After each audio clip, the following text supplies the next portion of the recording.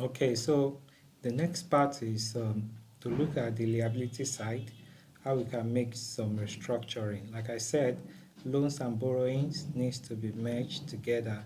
The one on the long term, the non-current liabilities, as well as the one on the current liabilities needs to be merged together. So let's go back to our next model. So here we are, issue share capital. So all these are fine.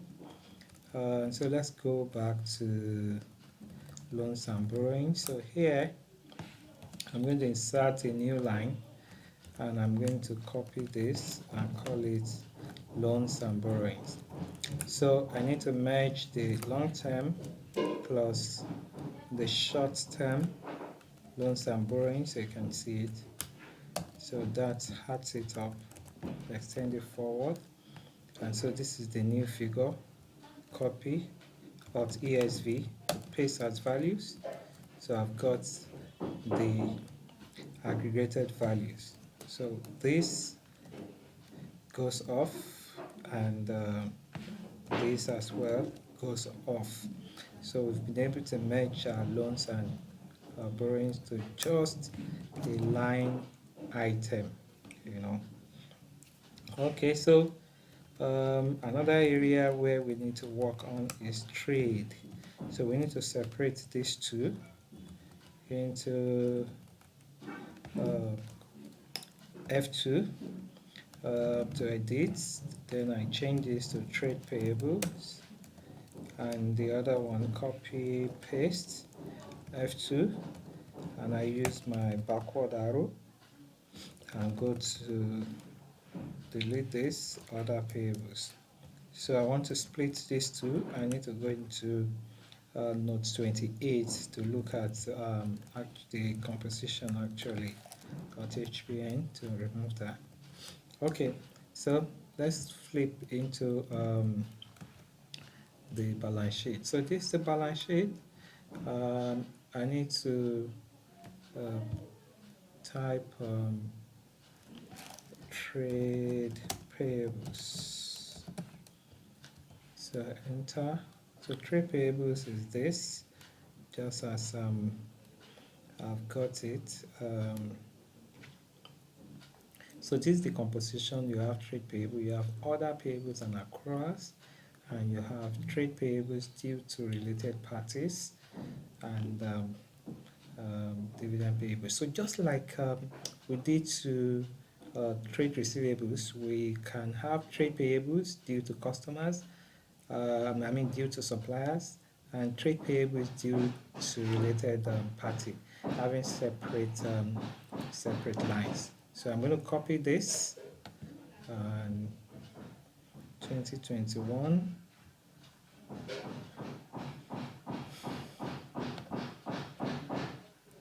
So I've got that.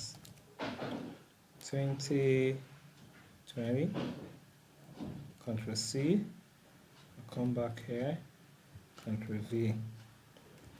Then 2019 financials, let's also type in there trade payables.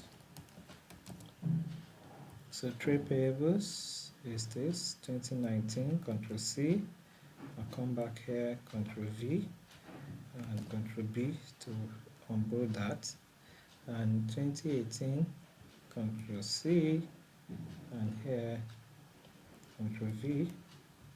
Then 2017, so I'll pick 2018 financials. We should not be far from here. So let me just scroll down a bit. Scrolling down. Trade payables. Okay, I give up. So let me type it in here. Trade payables. Okay, so trade payables for 2017 is this, and I put that in here as So what this means is I can also bring trade payables due to, so this can be, let me bring the other one, 2021 trade payables. So Control C, I come here, Control V. So it's not pasting. So what I'm going to do is to write it myself. F2 due to related parties.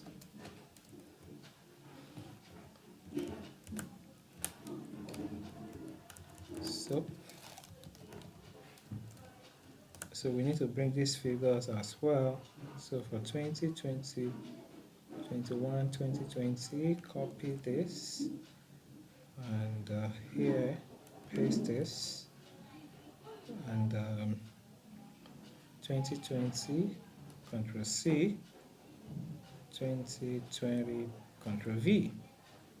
So 2019 financials,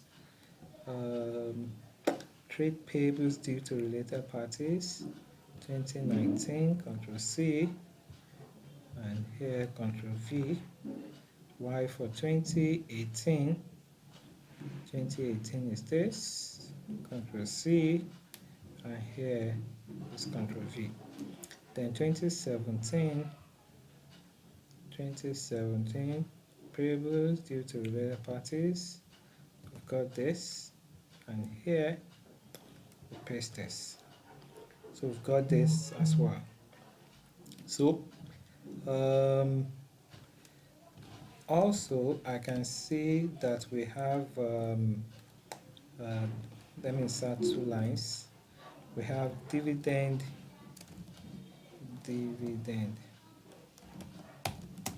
payable. So dividend, it's a key item that we need to give its own separate line as analysts. So if you look at the composition of the trade and other payables, you'll see dividend payable there. So dividend payable for 2021, Control C, and I'll put it here, Control V. 2020 dividend payable, copy, and here Control V. 2019 financials, dividend payable for 2019, Control C, and here Control V. For 2018, is it 2018 now? 2018, yes. I'll pick it from 2019 financials, Control C, and here Control V. Then I'll go to 2017 financial dividend payable, is this, and I go to my model and paste that, Control V. Okay, so out of this total, I need to subtract this in order to get the order payable. So I'm going to cut this and push it here. So I'm going to do my mathematics, this minus this minus this minus this. So this is the amount of order receivables that consists of order payables and accruals. Really, for 2021, it's the order payables and accruals. Then for 2019, 2018, it is composed, the order payable is also composed of order payables and accrual. That's the leftover. Then 2018 financials, where we have 2017, also order payables and accruals. So, and that's the name I'm going to give to it, order payables and accruals. So with this, we have splitted these three out of, so you can see 45,668,363, which is this figure.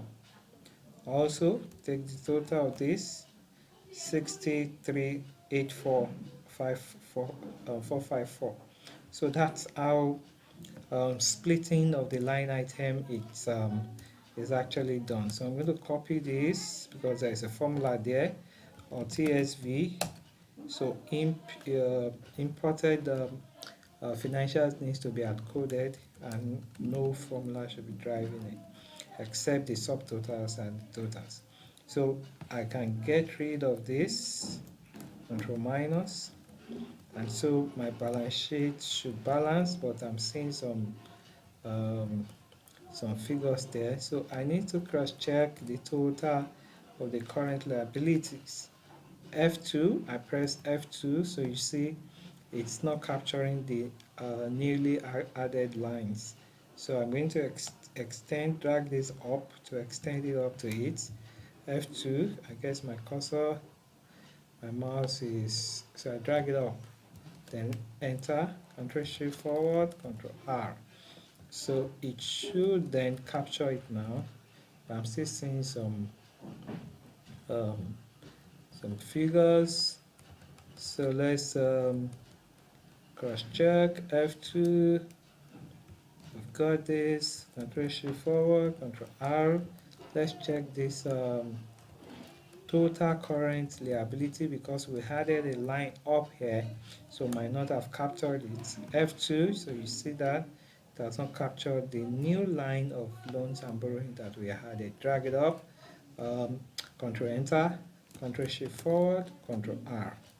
So right now we should be in balance back. So this is splitting the line item. So we splitted trade payables due to related party, dividend payable, other payables, and accruals. So I might want to move this before dividend payable, because this relates to suppliers. So Ctrl Z to undo that. I hold down my shift key and I drag it into the middle, so it inserts it automatically. Alright, and I'm still in balance of my balance sheet. Okay, so with this, I feel the balance sheet is set for deriving the inputs and assumptions from it. So I'll see you in the next video. Thank you.